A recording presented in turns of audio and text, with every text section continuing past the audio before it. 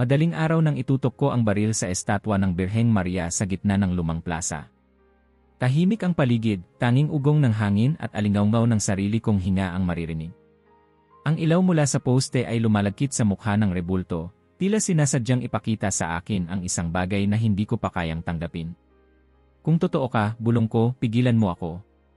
Mabigat ang kamay kong humawak sa bakal, malamig pero pamilyar, parang extension ng katawan ko. Hinila ko ang gatilyo, walang putok. Pangalawang hilang, wala pa rin. Sa inis, sinipa ko ang lupa at tumawa ng mapait. Ni ito, nadadala ng dasal nyo. Ikaapat kong hilang ng gatilyo, at noon biglang sumabog ang baril sa kamay ko. Nabulag ako ng liwanag at ingay, at sa iglap na yon, naramdaman kong bumagsak ako sa semento. Nang magmulat ako, akala ko tapos na ang lahat, pero buo pa ang kamay ko. Kaunting paso lang. Sa paligid ko, nagkalat ang piraso ng bakal, amoy pulbura at nasusunog na langis, at sa harap ko, naroon pa rin ang estatwa, nakatayo, walang gasgas. At ang mukha nito, hindi ko maipaliwanag, tila malungkot, parang naintindihan niya kung anong klaseng tao na ako. Doon nagsimula ang lahat. Pero para maintindihan kung bakit ako humantong sa ganoong gabi, kailangan kong bumalik sa simula. Ako si Roberto Ferreira, anak ng isang sundalong si Sergeant Ronaldo Ferreira. Sa bahay namin, hindi uso ang "pagod ka ba, anak?" o "mahal kita." Ang uso sa amin ay sigaw, suntok at utos. Bata pa lang ako, tinuruan na ako ng tatay ko na ang respeto ay hindi hinihingi, kinukuha. Ang lalaki, dapat matatag, sabi niya palagi. Ang mahina, hindi nabubuhay. Noong minsang nabasag ko ang tasa ng nanay ko, hindi siya sumigaw, hindi rin nagturo. Tahimik niyang kinuha ang sinturon at pinalo ako hanggang mapaluhod ako sa sahig. Pagkatapos, inabot niya ang basag na piraso at sinabing, "Ito ang mangyayari sa'yo kapag pinili mong maging mahina." Bago tayo magsimula, mag-like at mag-subscribe dahil may mga bagay dito na kailangan mong malaman bago ang sinuman. Lumaki akong naniniwalang iyon ang katotohanan ng mundo, malakas o patay. Kaya noong 18 taong gulang ako, pumasok ako sa pulisya. Para sa akin, iyon ang natural na landas. Dala ko ang mga aral ng tatay ko, ang tapang na walang direksyon, at ang tiwalang walang sinuman ang mas tama kaysa sa akin.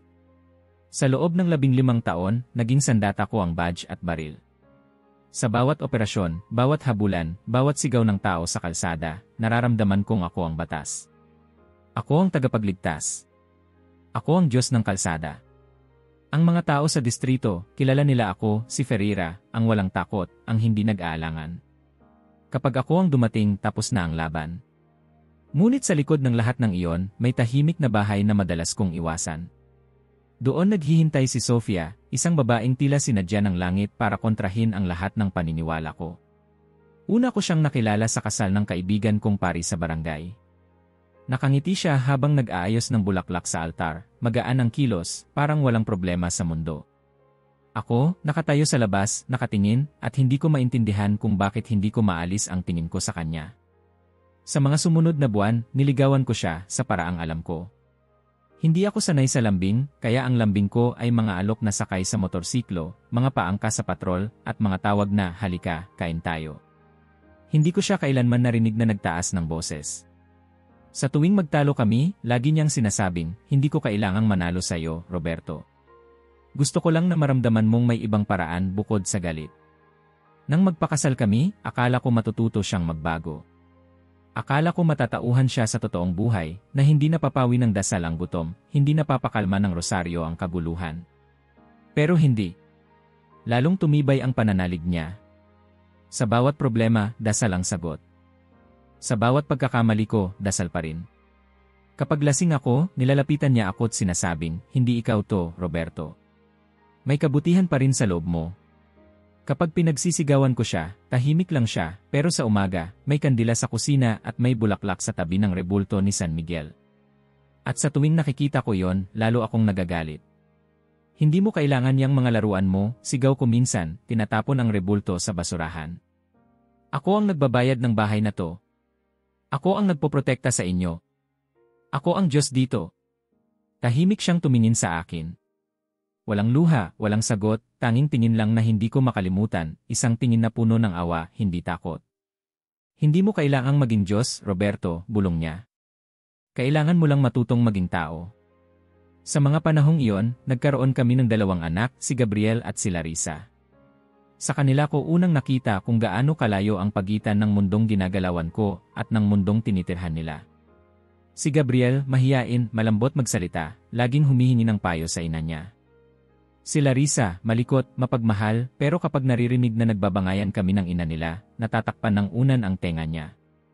Tuwing gabi ng linggo, isinasama sila ni Sofia sa misa.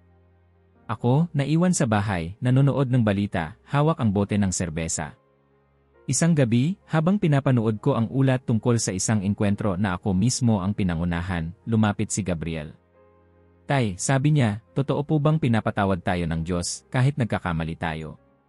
Napatawa ako, malamig, mabigat. Anong pinapatawad? Sa mundo natin, anak, walang ganon.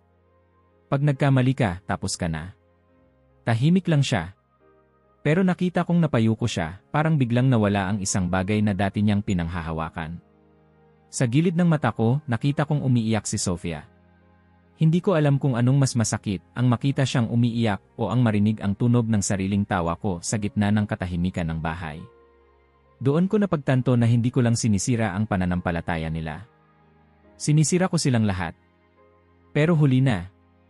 Hindi ko marunong itigil ang sarili ko. Sa bawat araw, mas lumalalim ang galit ko sa lahat ng bagay na hindi ko makontrol. At sa ilalim ng lahat ng iyon, may takot na baka may mas mataas sa akin, mas totoo kaysa sa lakas ko, mas makapangyarihan kaysa sa baril sa kamay ko. Kaya sinikap kong patunayan na wala. Sinira ko lahat ng imahe ni Maria sa bahay, binasag ko ang rosaryo ni Sofia, tinakot ko ang mga bata kapag nagdarasal sila. At sa bawat bagay na winasak ko, pakiramdam ko panalo ako. Hanggang sa isang araw, napagtanto kong ako pala ang nabasag. Sa labas, ako pa rin si Ferreira, ang pulis na kinakatakutan. Pero sa loob ng bahay, isa na lang akong multo, isang lalaking nabubuhay sa galit at alak. At habang pinapanood ko ang sarili kong tuluyang mawala, naramdaman kong dumarating ang isang sandali na hindi ko na mababawi, isang sandaling babago sa lahat. Isang hapon, habang mainit ang hangin at mabigat ang araw, tumunog ang radyo ng patrol, may habulan sa Capo Redondo, 2 suspect, papatakas. Hinawakan ko ang manibela. Sa loob ko, may umusbong nakakaibang pananabik, isang pagkakataon para patunayan ulit na tama ako, na ako pa rin ang may kontrol. Hindi ko alam noon, iyon pala ang unang hakbang patungo sa pinakamadilim na araw ng buhay ko. Ang araw na iyon ang magiging dahilan ng lahat ng kasunod, ang pagguho, ang paglalasing, ang pagkasira ng pamilya, ang baril na sumabog sa kamay ko. At ang batang si Douglas na kailanman ay hindi ko makakalimutan. Mainit ang hapon. Ang hangin sa Capo Redondo ay mabigat, puno ng alikabok at tensyon. Nasa loob ako ng patrol car, nakikinig sa radyo habang ang pawis ko'y dumadaloy mula noo pababa sa batok. May hold up sa panaderya sa kanto ng Rua da Paz. 2 suspect, papatakas. Ulitin, papatakas. Tumingin ako sa katabi kong si Cabo Silva, at sabay kaming kumilos, parang mga hayop na nakaramdam ng amoy ng dugo. Inilapat ko ang paa sa pedal at sa loob ng ilang minuto, nasa lugar na kami. Pagdating namin, nakita namin ang 2 lalaking tumatakbo, halatang kabado, mabilis at magulo ang galaw. Tumalon sila sa bakod ng eskinita. Agad kaming bumaba ng sasakyan. Kanan ako, sigaw ni Silva. Kaliwa ka. Tumango ako at sumugod, hawak ang baril, pakiramdam ko'y muli kong nahawakan ang mundo sa palad ko. Ang habulan ay umabot ng halos 10 minuto, pero sa init, sa ingay ng sariling hininga, parang habang buhay. Sa isang sulok ng makipot na kalsada, nakita ko ang isa sa mga lalaki na tumigil sa likod ng mga lalagyan ng basura. Tumigil ako ilang metro ang layo. Labas, sigaw ko. Walang takasan. Ilang segundo ng katahimikan. Tila tumigil ang oras. Lumitaw ang binatilyo, payat, mukhang mga 15 o 16 lang ang edad. Nakauniporme ng eskwelahan, pawisan, nanginginig. Hindi siya yung tipikal na hinahabol namin, wala siyang tatoo, walang takas sa tingin, walang yabang sa tindig. Ang nakita ko ay bata. Bata lang. Pakiusap sir, sabi niya, nanginginig ang boses. Wala po akong kasalanan. Pauwi lang ako galing sa eskwela. Tumingin ako sa kanya, pero sa utak ko, may boses na bumubulong, lahat sila may palusot. Lahat sila sinungaling. Lahat sila delikado. Tumalikod ka. Kamay sa ulo. Sumunod siya, mabagal. Pero nagsalita ulit. Hindi po ako holdaper, sir. Nandyan po ang easy ko sa bulsa ko. Pwede ko pong ipakita. At doon niya ginawa ang galaw. Tumungo siya, dahan-dahang inaabot ang likod ng pantalon. Sa isang iglap, umigkas ang katawan ko. May baril ka ba? Sigaw ko, sabay putok. Isang putok lang. Isang segundo. Tapos, bumagsak siya agad. Walang sigaw. Walang panlaban. Parang sako ng bigas na binitiwan. Tumakbo ako palapit, baril pa rin sa kamay. Huwag kang kikilos. Pero wala na siyang galaw. Walang buhay ang mga mata. Sa tabi niya, bumagsak ang isang wallet, hindi baril. Isang wallet lang, may G, 2 pisong papel, at isang gusot na papel na may numerong sinulat sa ballpen. Douglas Santos Silva. 16 na taong gulang. Estudyante. Tumigil ang mundo ko. Parang may humawak sa lalamunan ko mula sa loob. Tumayo ako sa tabi ng katawan niya, hindi ko alam kung ano ang uunahin, ang pagsigaw, ang pagsuka, o ang pagtanggi sa nangyari. Dumating si Silva, ilang minuto ang lumipas. Tumigil siya. Tumingin sa akin. Tumingin sa bata. Walang nagsalita. Maya-maya'y sinabi niya lang, "Putangina, Ferreira." Anong nangyari? Umiling ako. Hindi ko alam kung paano sasagutin. Akala ko may baril siya. Wala kang nakita. Pero gumalaw siya. Parang hugot ng baril. Alam kong hindi iyon sapat. Alam kong hindi iyon tama. Pero sa loob ko, pilit kong ikinakabit ang rason sa kilos ko. Kasi kung wala akong dahilan, ibig sabihin wala akong kontrol. At kung wala akong kontrol, ibig sabihin hindi na ako ang Ferreira na kilala ko. Dumating ang ambulansya, ang mga investigador, ang media. Lahat sila, parang multo na naglalakad sa paligid ko habang ako'y nakatayo, hindi gumagalaw, hawak pa rin ang baril na pumatay. Kinunan nila ng larawan ang katawan, ang wallet, ang mukha ng bata. May dugo sa kalsada, at sa gitna ng lahat ng iyon, ako ang responsable. Kinabukasan, nasa lahat ng dyaryo ang mukha niya. IS pumatay ng estudyante. Estudyanteng walang bahid. Ang mga classmate niya, umiiyak sa telebisyon. Ang guro, sumisigaw ng hustisya. At si Donna Conseo, ang ina ni Douglas, lumabas sa namumugto ang mata, nilalampasan ang sakit ng hindi na muling makikitang buhay ang anak niya. Si Douglas lang ang meron ako, sabi niya. Mabait siyang bata. Gusto niyang maging engineer. Gusto niyang magtayo ng tulay. Tinignan ko ang mukha ng babaeng iyon sa screen. Hindi siya galit. Hindi siya nagsisigaw.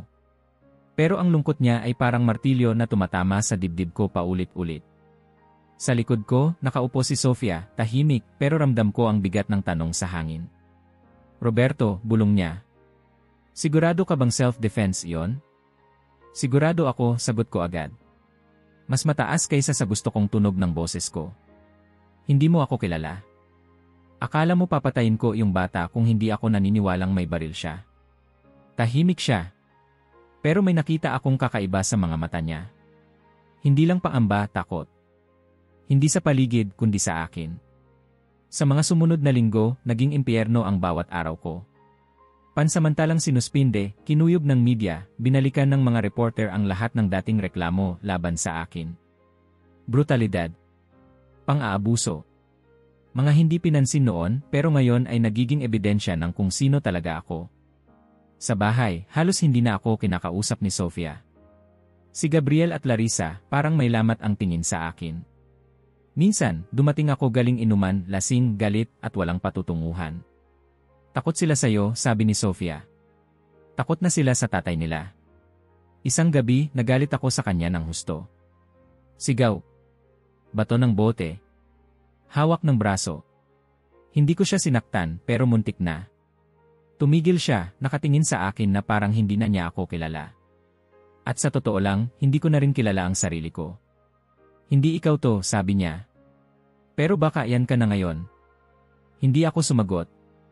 Nasa loob ako ng katawang puno ng galit, puno ng hiya, puno ng ingay. Gabi-gabi, lumalabas sa panaginip ko ang mukha ni Douglas. Sa una, tahimik lang siya, nakatingin. Sa susunod, tinatanong niya ako, bakit, sir? Bakit hindi mo ako tinanong muna? Bakit hindi mo ako pinakinggan? Nagising ako minsang pawis na pawis, sumisigaw. Sa sahig ako bumagsak mula sa kama, hawak ang dibdib kong kumakabog. At para mapatahimik ang lahat ng iyon, uminom ako. Araw-araw. Umaga't gabi. Umiikot ang mundo pero gusto kong mawala ang pakiramdam. Kahit pansamantala lang. Kahit isang bote lang ang pagitan ng guni-guni at katahimikan. Sa isang gabi ng sobrang pagkalasing, tinawagan ko ang bahay ng biyenan ko kung saan nakatira na sina Sofia at ang mga bata. Gusto kong makausap si Gabriel, sabi ko. Lasing ka na naman, sagot ni Sofia. Hindi ka pwedeng kausapin ng anak mo ng ganyan.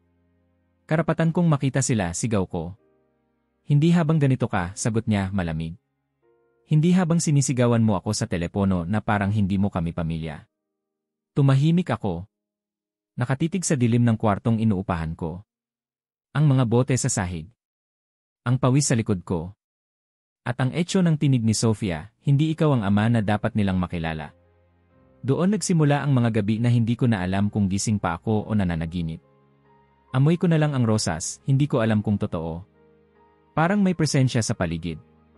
Isang katahimikan na parang hindi galit. Isang init na hindi apoy. At sa gitna ng lahat ng iyon, alam kong may bumabasag sa akin. Hindi bala. Hindi media. Hindi kahit si Sofia. Ako. Ako ang sumira sa sarili ko. At habang mas pinipilit kong panatilihin ang kontrol, mas mabilis akong nawawala. Isang gabi, dumukot ako sa ilalim ng kama at inilabas ang baril na minsang tinuring kong kapangyarihan. Tiningnan ko ito, binuksan ang silindro. Ilang beses ko na itong ginamit. Ilang beses ko na itong tinutok sa mukha ng ibang tao. Ngunit isang beses ko lang itong ginamit sa maling tao. Isang beses lang. At iyon ang sapat para masira ang lahat. Ang araw ng opisyal na pagkatanggal ko sa serbisyo ay walang sigaw, walang dramatikong eksena. Isang sobre lang na iniabot ng isang opisyal ng corps, at sa loob nito, isang pirasong papel na nagsasabing natapos na ang lahat. Pagkatapos ng 15 taon, Ferreira, sabi ng opisyal, hindi makatingin diretsyo sa akin, salamat sa serbisyo mo. Wala na akong nasabi. Sa halip, inilagay ko sa mesa ang lumang badge, ang baril na hindi ko na kailanman gustong hawakan, at lumabas ng opisina na parang multo. Pag-uwi ko, tahimik ang bahay. Si Sofia, nakaupo sa mesa, hindi man lang tumingin. Ang mga bata, nasa kwarto, tahimik din ang tunog lang ng orasan ang naririnig. Natapos na, sabi ko, halos pabulong. Tinanggal na nila ako. Walang sagot. Kinuha niya lang ang bag at tumingin sa akin, malamig, pagod. Hindi mo kailangang sabihin. Alam ko na. Akala mo siguro masaya ako, sagot ko, pinipigilan ang galit. Pero hindi ito kasalanan ko, Sofia. Ginawa ko lang ang trabaho ko. Ang trabaho mo, tumingin siya sa akin, mabigat ang tingin. O ang ego mo. Hindi ko alam kung paano siya sinagot noon. Ang alam ko lang, lumabas ako ng bahay at naglakad sa kalye ng walang direksyon. Lahat ng nakikita ko ay parang may mata. Ang mga tao sa kanto, tahimik na nag-uusap. Ang mga titig nila, parang may kasamang paratang. Ang mga lumang kasamahan sa presinto, biglang hindi ako makausap. Alam mo na yan, Ferreira, sabi ng isa. Mas mabuting huwag ka munang magpakita. At sa bawat araw na lumipas, lumiliit ang mundo ko. Hindi ko na alam kung saan ako lulugar. Ang bahay ay parang kulungan, ang tahimik na boses ni Sofia ay parang hatol, at ang mga mata ng mga anak ko, puno ng tanong na hindi ko kayang sagutin. Minsang sinubukan kong ayusin ang lahat. Umuwi ako ng hindi lasing, nagdala ng pagkain, binati ko ang mga bata. Gabriel, kamusta sa school? Tanong ko. Tumango lang siya. Si Larissa, nakatingin sa plato, hindi kumikibo. Larissa, anak, tikman mo to, paborito mo yan. Hindi siya kumilos. Hanggang sa tuluyang tumayo si Sofia, tinanggal ang apron, at sabi, Roberto, ayaw naming makipagkain sa lasing. Hindi ako lasing, sigaw ko, bagaman amoy alak pa rin ako mula kagabi. Ito na nga ako, nag-aayos. Bakit parang wala akong ginagawang tama? Dahil huli na, Roberto, sagot niya, malambing pero masakit. Hindi ito tungkol sa isang gabi lang. Ito ay tungkol sa lahat ng gabi na pinili mong huwag kaming pakinggan. Noong umalis siya kinabukasan, hindi ko na siya pinigilan. Nakita kong isinakay niya sina Gabriel at Larissa sa kotse ng nanay niya. Dalawang maliit na bag lang ang dala nila, parang maikling bakasyon lang. Pero nang sumara ang pinto, alam kong hindi na sila babalik agad. Naiwan ako sa bahay na amoy alak, sigarilyo, at pagkabigo. Ang mga laruan sa sahig, naiwan. Ang mga litrato sa dingding, nakatingin sa akin, tahimik na saksi ng pagkasira. Nilakad ko ang sala, bawat hakbang ay parang yabag sa libingan ng sarili kong buhay. Lumipas ang mga linggo. Sa umpisa, sinubukan kong maging matino. Nilinis ko ang bahay, nagluto, tumawag kay Sofia, nagbaka sakaling sagutin niya. Hindi pa ngayon, sabi niya sa unang tawag. Kailangan mong magbago. Sa ikalawang tawag, uminom ka na naman, di ba? Sa ikatlo, wala na siyang sinagot. At doon ako tuluyang bumigay. Araw-araw, gumigising akong pagod na. Bumabangon lang para uminom. Ang mga bote ng alak, nagsimula sa isa, naging dalawa, hanggang sa hindi ko na mabilang. Umabot sa puntong hindi ko na kailangan ng dahilan para uminom, ginagawa ko na lang dahil yun na lang ang natitirang galaw na marunong ako. Sa gabi, nauupo ako sa harap ng bintana, pinapanood ang dilim. Minsan, naririnig kong parang may bumubulong. Hindi malinaw, hindi boses ng tao. Minsan naman, naaamoy ko ang halimuyak ng rosas. Kahit alam kong wala naman akong itinanim, wala ring bulaklak sa bahay. Noong una, inisip kong guni-guni lang. Hanggang sa isang gabi, habang nakapikit ako, nakita ko siya, ang mukha ni Douglas. Nakatayo sa dilim, nakaputing polo, pareho sa suot niya noong araw na yon. Tahimik lang siya, pero alam kong ako ang tinitingnan niya. Nagising akong humahabol ng hininga, malamig ang pawis, nanginginig ang kamay. Wala ka, sabi ko sa kawalan, wala ka na. Pero sa bawat pagsubok kong kalimutan, mas malinaw siyang bumabalik. Lumipat ako sa maliit na kwarto sa likod ng bahay ng isang dating kasamahan sa serbisyo. Binigyan niya ako ng pwesto, kaunting pagkain, at katahimikan. Pahinga ka muna, sabi niya. Pero paano ka magpapahinga kung kahit sa katahimikan, may inday ng konsensya mo? Doon, sa kwartong iyon, unti-unting naglaho ang pagkatao ko. Hindi ko na alam kung anong araw na, kung kailan ako kumakain, o kung sino ako bago nangyari lahat. Lahat ng bagay ay parang malabong pelikula, paulit-ulit, walang kulay. Isang gabi, sa gitna ng dilim, nakita kong nakaupo siya sa dulo ng kama. Si Douglas. Hindi nakakatakot ang itsura niya. Malungkot lang. Bakit? Tanong niya. Bakit hindi mo ako hinintay? Hindi ko masagot. Gusto kong isigaw na hindi ko sinasadya, pero walang lumabas na salita. Sa halip, tumulo lang ang luha ko, una sa mahabang panahon. Pagmulat ko, wala na siya. Pero naiwan ang amoy ng rosas. Sa amoy na yon, may halong sakit at aliw. Pero imbes na maniwala na may ibig sabihin yon, mas lalo kong tinanggihan. Hindi yan Diyos, sabi ko sa sarili ko. Deliryo lang. Epekto ng alak. Walang himala. Sinubukan kong maniwala sa sariling kasinungalingan, pero bawat gabi, naroon pa rin ang amoy. Minsan, ang mukha. Minsan, isang boses lang. Humingi ka ng tawad. Tawad, bulong ko minsan, lasing. Sa kanino? Sa Diyos na nanonood lang. Sa batang hindi ko na mabubuhay. Kinuha ko ang bote, binasag sa sahig, at sumigaw hanggang sa mawala ang boses ko. Sa huling sigaw ko, narinig ko ang sarili kong boses na parang hindi na akin, isang boses na humihingi ng tulong kahit ayaw aminin. Lumipas ang mga buwan na parang taon. Wala na akong trabaho, wala na akong asawa, wala na akong anak, wala na akong dahilan. Ang natitira na lang ay isang taong humihinga pero patay na sa loob. Minsan, tinitignan ko ang sarili ko sa salamin. Ang dating pulis na puno ng tapang, ngayon ay payat, maputla, at may matang walang buhay. Ikaw to, Ferreira, bulong ko sa sarili ko. Ikaw ang halimaw na tinatakot mo noon. At doon ko naisip, siguro nga may Diyos. Kasi kung wala, bakit pa ako nandito? Bakit hindi pa ako tinatapos? Bakit pinipilit pa akong maramdaman ang lahat ng sakit na ito? Ngunit sa halip na lumapit sa kanya, mas lalo kong tinulak palayo ang lahat ng ideya ng pananampalataya. Hindi ko kayang tanggapin na may kapatawaran para sa mga tulad ko. Ang Diyos ay para sa mabubuti, hindi para sa mamamatay. Hindi para sa akin. Isang gabi, habang nakaupo ako sa sahig ng maliit kong kwarto, hawak ang bote, may naisip akong malinaw na malinaw, baka tapusin ko na. Pero sa huling sandali, may amoy ng bulaklak na dumampi sa hangin, at sa kabila ng alak at luha, may boses na bumulong sa loob ng isip ko, hindi pa. At doon ako unang natakot, hindi sa kamatayan, kundi sa posibilidad na may umaantabay pa rin sa akin. Hindi ko alam kung anong araw na. Sa kwartong iyon, walang kalendaryo, walang orasan, at kahit ang liwanag mula sa maliit na bintana ay tila walang direksyon. Hindi na ako bumabangon sa umaga, ginigising lang ako ng uhaw sa alak.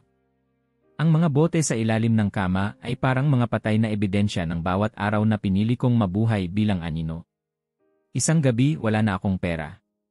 Hinalungkat ko ang bulsa ng lumang uniforme ko, umaasang may baryang naiwan.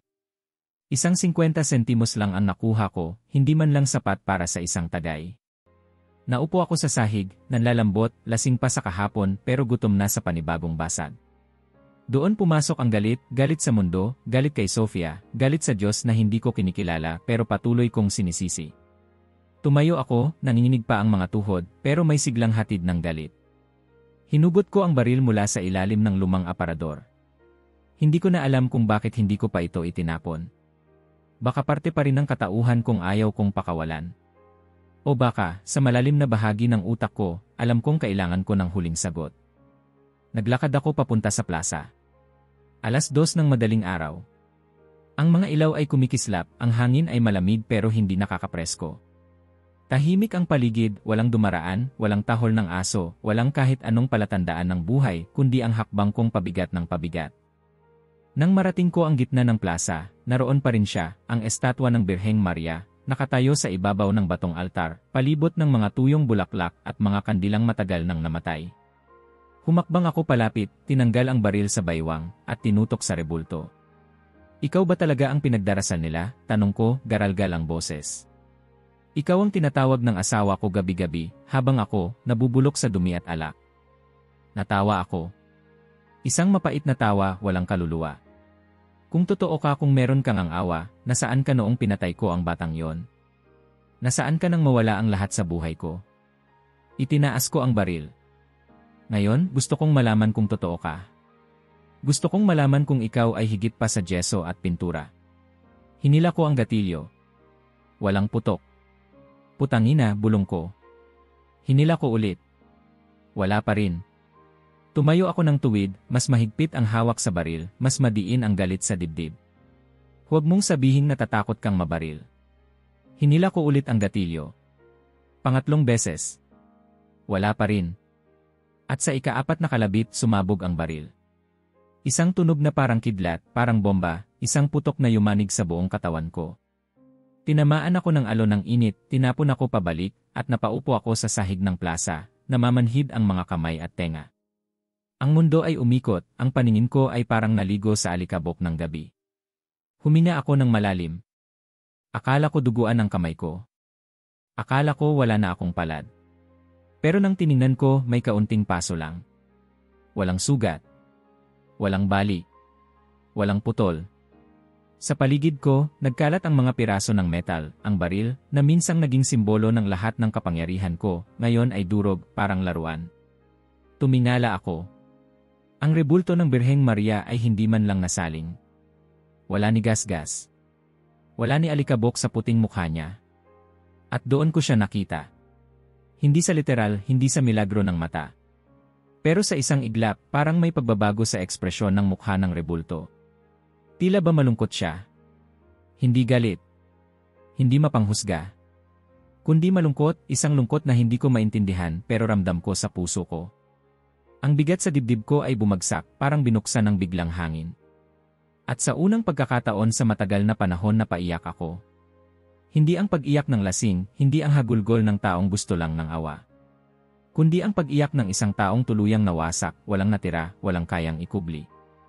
Umiyak ako na parang bata. Hindi ko na inintindi kung may nakakakita. Ang alam ko lang, naroon ako, basang-basa ng luha sa harap ng estatwa ng isang inang hindi ko kilala. Pero tila nararamdaman ko ang haplos sa loob ng puso ko. Patawad, bulong ko. Patawad sa lahat. Ang hangin ay naging mabango. Isang halimuyak ng sariwang bulaklak. Hindi mabangis. Hindi mapilit. Kundi tahimik, parang sinasabi, nandito lang ako. Umupo ako roon hanggang lumiwanag ang langit.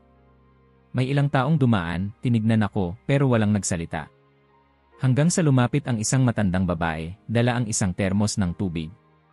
Anak, tanong niya, okay ka lang? Tumingin ako sa kanya, pulang-pula ang mata, nanginginig. Ngayon lang po ulit, sagot ko. Hinawakan niya ang balikat ko, marahan, parang alam niya ang sakit ko. Gusto mo bang sumama sa simbahan? 3 kanto lang mula rito. Baka makausap mo ang pari roon. Mabait siya.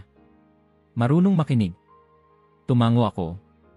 Hindi dahil gusto kong mapatawad kaagad. Hindi dahil naniniwala na ako. Kundi dahil sa unang pagkakataon, gusto kong hindi na muling mabuhay bilang halimaw. At sa bawat hakbang ko papalayo sa plaza, pakiramdam ko'y may naiiwan sa likod, isang piraso ng sarili kong kailanman ay hindi ko na kailangang balikan. Ang simbahan ay tila kakaibang lugar sa umagang iyon, tahimik pero buhay, puno ng liwanag na pumapasok sa mga bintanang may kulay. Sa labas, ang lungsod ay maingay pa rin, puno ng trapiko at usok, pero sa loob, may ibang ritmo, ibang tibok ng mundo.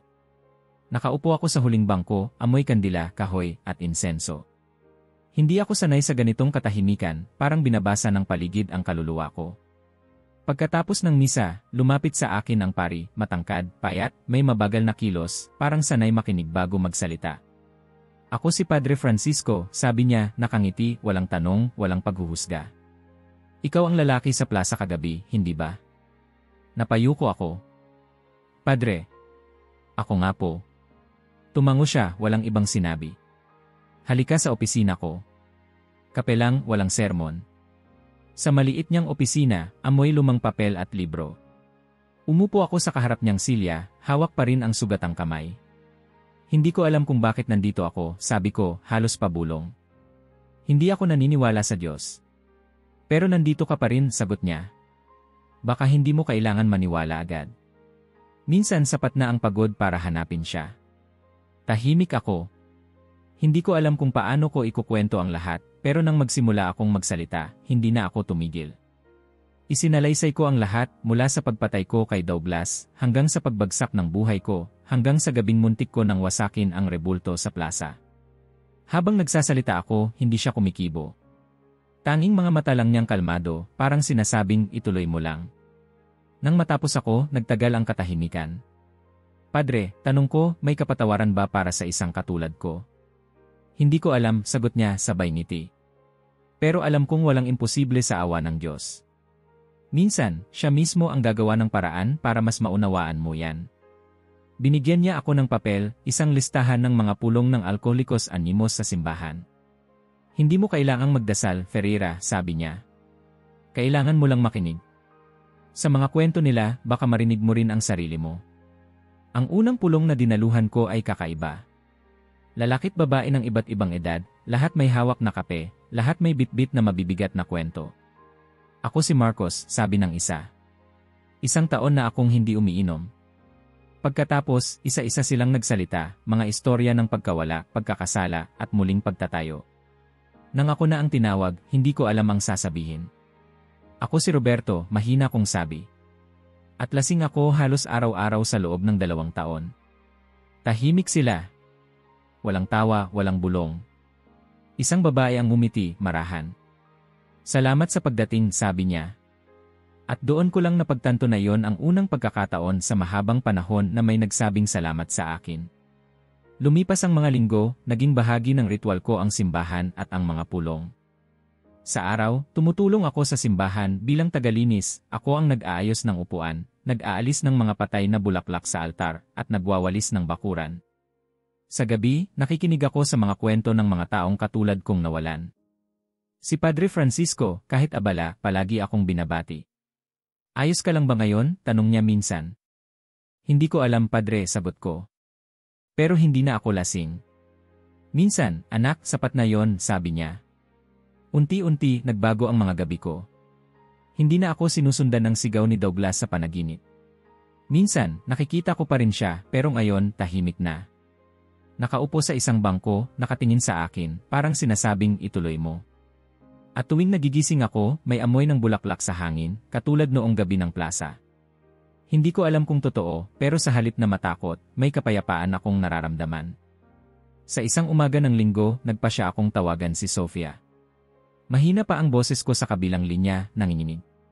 Kamusta? Tanong ko. Maayos, sagot niya, malamig pero hindi galit. Hindi na ako umiinom, sabi ko. Matagal na.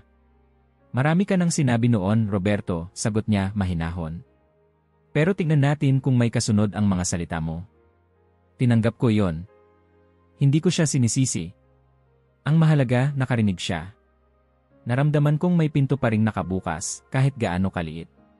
Sa mga sumunod na buwan, naging parang tahanan ko na ang simbahan. Hindi dahil relihiyoso ako, kundi dahil doon ako nakahinga ulit.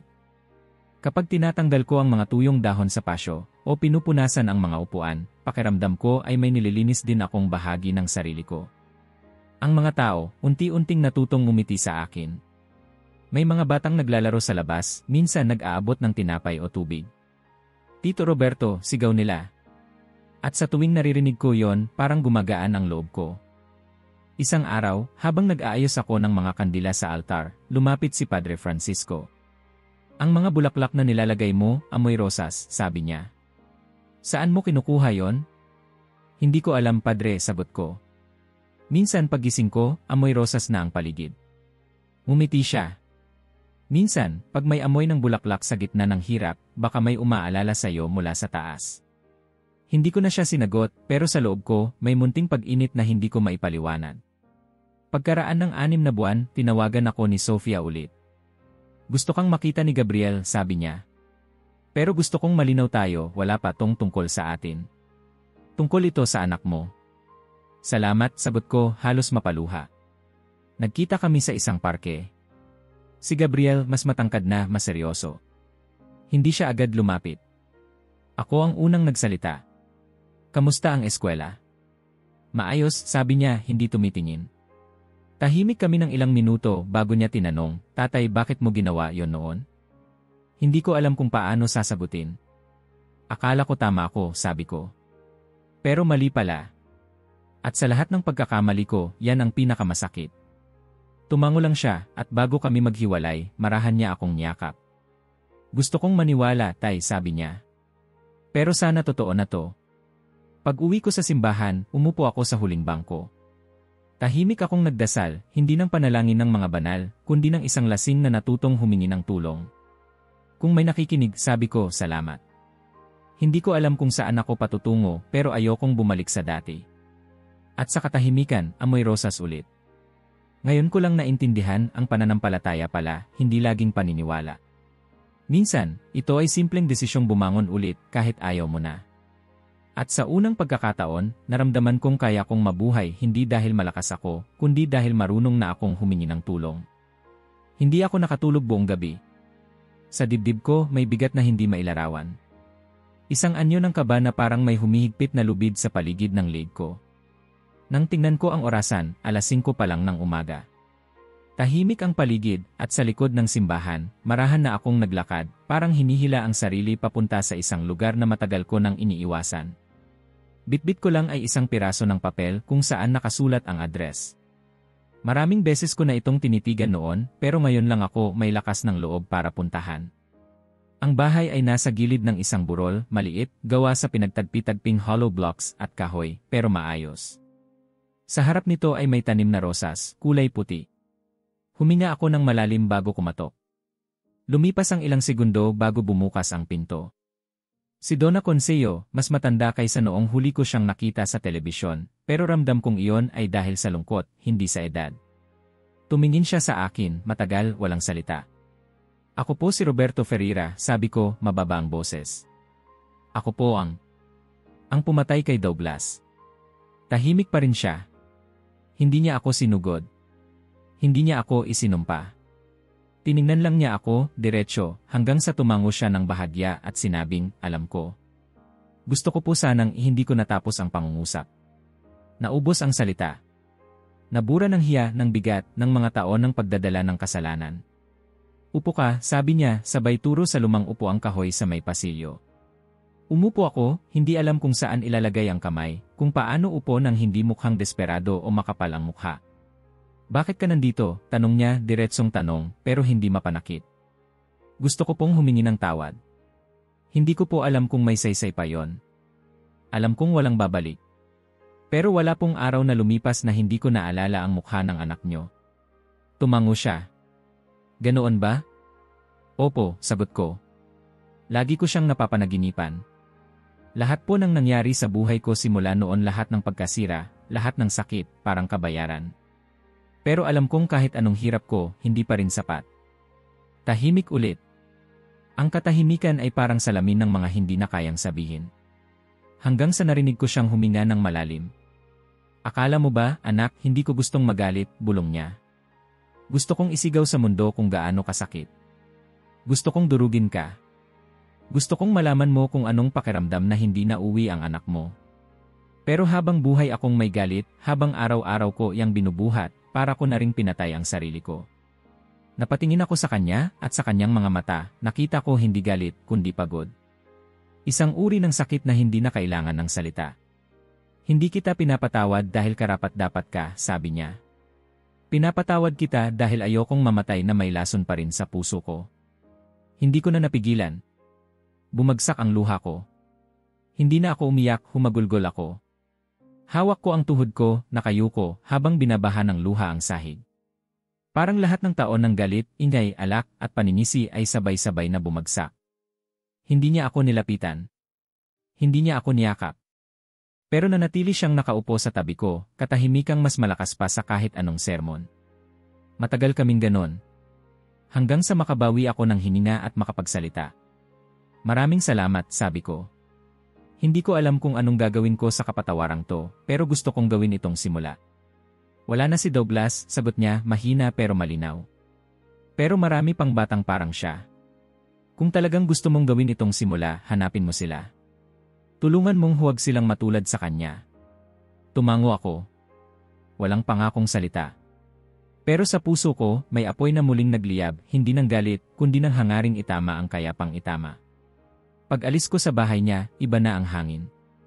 Parang mas magaang, mas malinaw ang paligid. Dumiretso ako sa simbahan, pumasok sa opisina ni Padre Francisco, at tinanong siya, Padre, may alam po ba kayong proyekto para sa mga kabataang nasa panganib? Gusto ko pong tumulong. Tumingin siya sa akin, at sa unang pagkakataon, nakita ko sa kanya ang isang ngiti ng tunay na tuwa. Marami. At isa dyan ay matagal ko nang gustong simulan pero kulang ako ng katuwang. Mula sa araw na yon, nagsimula akong makipag-ugnayan sa mga organisasyon, paaralan, at mga volunteer group. Hindi madali. Maraming pintuang hindi agad bumukas. Maraming hindi pa rin makalimot. Pero hindi ko na hinanap ang pagtanggap. Hinanap ko lang ang pagkakataon na makabawi kahit konti. Sa unang araw ng programa, 5 batang lalaki ang dumating, lahat galit, tahimik, may tingin ng mga batang sanay na sa mundo ng balikat na laging handang sumuntok. Tumingin ako sa kanila at sa bawat isa, nakita ko si Douglas. Wala akong sermon para sa inyo, sabi ko. Ang meron lang ako ay kwento. Isa akong pulis na nagkamali. At gusto kong malaman niyo na ang galit ay hindi solusyon, kundi simula ng pagkasira. Tahimik sila. Pero may isang bata na nagtaas ng kamay. Sir, kayo yung pumatay ng estudyante sa NIE dati, di ba? Tumango ako. Ako yon. Bakit niyo ginagawa to ngayon? Tanong niya. Humina ako ng malalim. Dahil kahit huli na ang lahat para sa kanya, baka hindi pa huli para sa inyo. Sa gabing iyon, habang naglalakad ako pauwi, naamoy ko na naman ang rosas.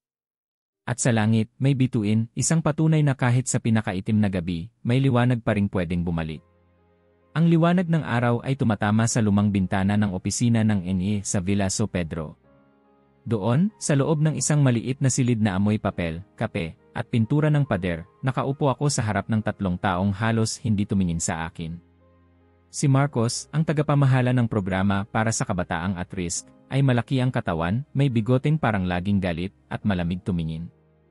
Sa tabi niya si Paula, tahimik, may hawak na folder, at si Tiago, isang dating guro, mukhang mas bukas ang loob pero halata ang pag-aalinlangan. Gusto mong mag-volunteer dito? Tanong ni Marcos, walang paligoy. Opo, sagot ko, diretsyo. Wala akong hinihinging bayad. Gusto ko lang makatulong. Alam mo ba kung anong ginagawa natin dito? Tanong ni Paula, hindi nag-aangat ng tingin sa papel. Opo. Sinusubukan niyong ilayo ang mga bata sa krimen, sa droga, sa parehong landas na sinira ang buhay ko. Tumigil silang lahat. Walang nagsalita ng ilang segundo. Ano bang alam mo sa buhay ng batang kalye? Tanong ni Marcos. Alam ko kung paano sila tinitingnan ng mga pulis, sagot ko. Alam ko kung gaano kadaling magkamali sa pagturing sa kanila. At alam ko kung anong klaseng impyerno ang dinudulot ng isang pagkakamaling yon. Isa ako sa mga gumawa ng impyernong yon. Tahimik ulit. Hanggang sa sinabi ni Tiago, bigyan natin siya ng 1 linggo. Walang pangako. Tingnan natin kung kaya niya. Nagsimula akong tumulong kinabukasan. Walis. Ayos ng lamesa. Bitbit ng mga bolang nagkakalat sa court. Sa umpisa, halos walang bumati sa akin. Ang mga kabataang lalaki, tahimik. May ilan pa ngang sinadyang salubungin ang tingin ko, yung tipo ng titig na sinusubok kung marunong ka pa ring lumaban. Hindi ako tumugon. Hindi ako lumaban. Tahimik lang akong nagtatrabaho. Sa bawat araw na dumaan, unti-unti akong napapansin. Minsang may lumapit sa akin habang inaayos ko ang net sa basketball court. Si Juninho, 16, matangkad, mahilig mag-angas. Totoo ba yung ikaw yung pulis na bumaril sa estudyante dati? Tanong niya, walang takot. Sagot ko. Anong feeling ng pumatay? Tumingin ako sa kanya, hindi galit, hindi rin depensa. Parang may bahagi ng kaluluwa mong hindi nababalik kahit kailan. Tumango lang siya, hindi ko alam kung naintindihan niya. Pero kinabukasan, siya na ang unang nagpaabot sa akin ng bola. Sa mga sumunod na linggo, nagbigay sila ng pagkakataon para mag-facilitate ako ng maliit na grupo. Sila mismo ang nagdesisyon.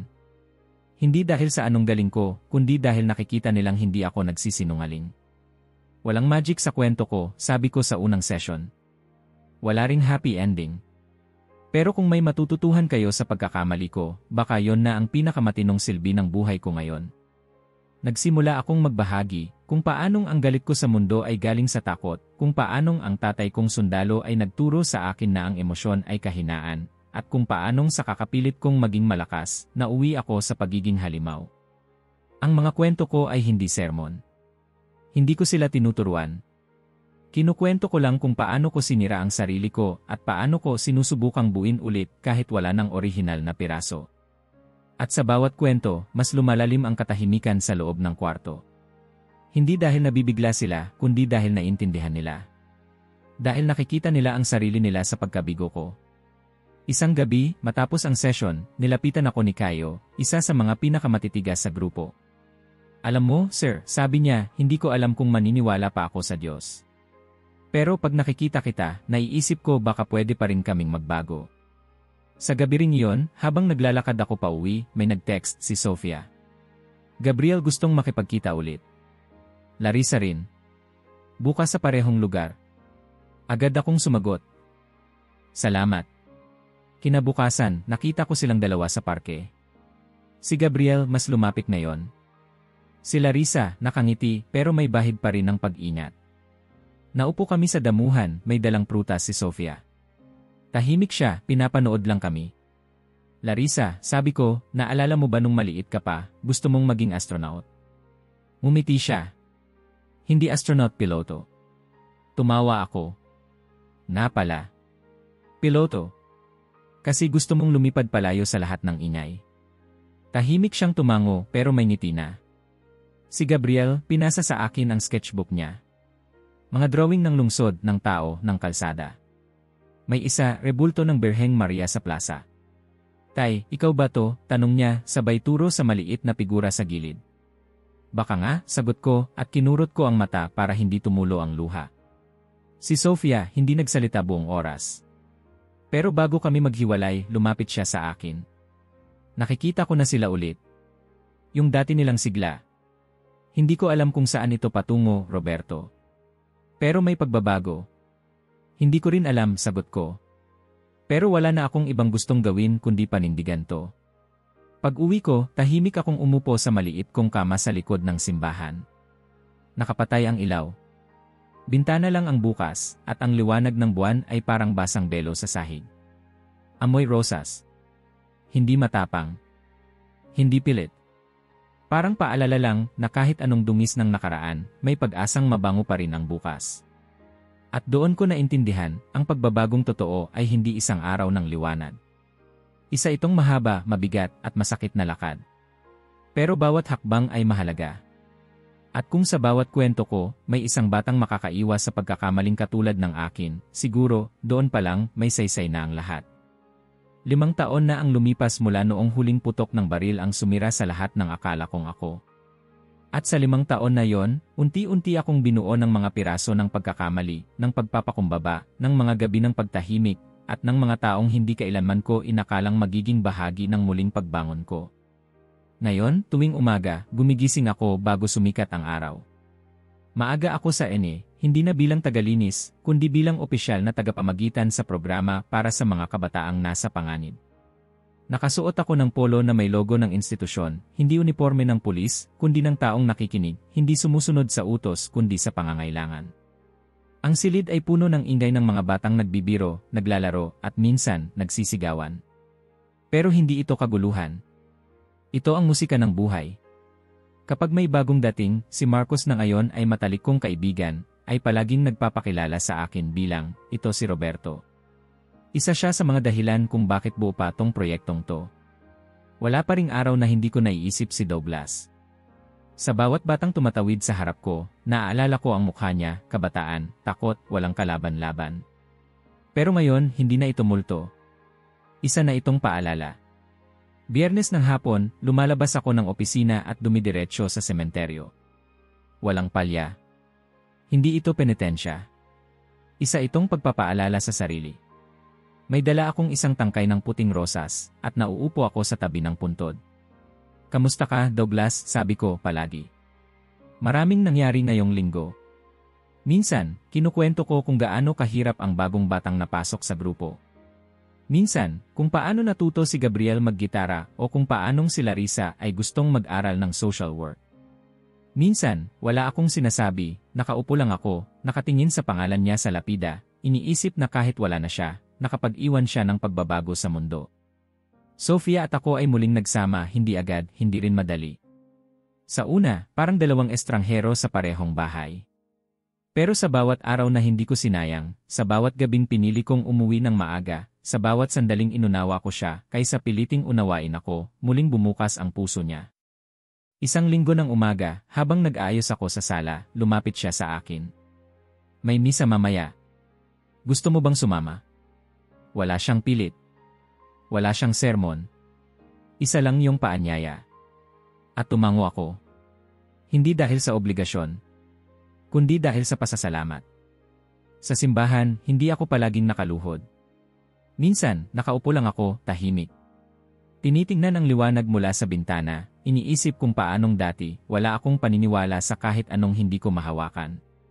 Pero ngayon, alam ko na, ang pananampalataya ay hindi tungkol sa sagot, kundi sa kakayahang ituloy ang lakad kahit hindi mo nakikita ang dulo. Donna Consillo ay hindi lang isang alaala sa akin ngayon. Siya ay kaibigan. Ina. Ilaw. Tuwing Pasko, siya ang nagluluto ng fidyo para sa lahat ng mga bata sa Sarnie. Minsan, tinutulungan ko siya sa kusina habang pinapagalitan ako na parang anak niya. Hindi mo pa rin alam ang tamang dami ng asin, Roberto, sabi niya isang araw habang ako'y nagpapakulo ng sabaw. Basta hindi ko na lang nilalason, okay na yon, sagot ko. Sa susunod, ako na ulit, sabay tawa niya. Ang tawa niya ay musika, musika ng kapatawarang hindi ko akalaing darating, at ng pusong mas pinili ang paghilom kaysa paghiganti. Minsan, si Gabriel ay nakikita kong nakatitig sa akin, habang nakikipag-usap ako sa ibang bata. Tay, sabi niya minsan, nakikita ko na po kung anong klaseng lalaki gusto kong maging. Wag lang gaya ko, biro ko, pero tumawa siya. Hindi po. Gaya niyo mayon. At sa puso ko, alam kong iyon ang isa sa pinakamahalagang panalo ng buhay ko. Tuwing gabi, bago matulog, nakaugalian ko ng huminto sandali sa may bintana ng kwarto namin. Tahimik ang labas, malamig ang hangin. Amoy ko pa rin minsan ang rosas. Wala nang pagkatakot. Wala nang tanong. Isa lang itong paalala na kahit gaano kabasag ang isang buhay, kaya pa rin muling buuin. Ang taong ito, ako ngayon, ay hindi ang parehong Roberto Ferreira na umalis sa bahay 5 taon na ang nakalipas. Ang taong ito ay hindi rin ang pulis na may mabilis na daliri sa gatilyo at pusong nakasilid sa bakal. Ako ay isang taong nawasak at doon mismo sa pagkawasak ko, ako ay muling isinilang. Hindi ako iniligtas mula sa kamatayan. Iniligtas ako mula sa sarili kong pagkabulag, sa sarili kong galit, sa kasinungalingang ang lakas ay walang pusong kasama. Ang tunay na lakas ay hindi pagsigaw. Hindi pagputok ng baril. Ito ay ang kakayahang humingi ng tawad. Ang katapangan ng pagtanggap. Ang pagpili ng kabutihan kahit mas madali ang lumayo. At sa huling mga salitang ito, kung sakaling may makabasa sa akin, ito lang ang maiiwan ko. Ang pagbagsak ay hindi katapusan. Minsan, ito pa nga ang pintuan. At sa dulo ng lahat, kapag inamin mong hindi mo kaya mag-isa, doon ka talaga nagsisimulang mabuhay. Ako si Roberto Ferreira. At ipinanganak akong muli sa mismong araw na nawala ang lahat. Kung naabot mo na ito, mag-iwan ng like at mag-subscribe dahil ang mga balitang tulad nito, ikaw ay dapat ang unang nakaalam.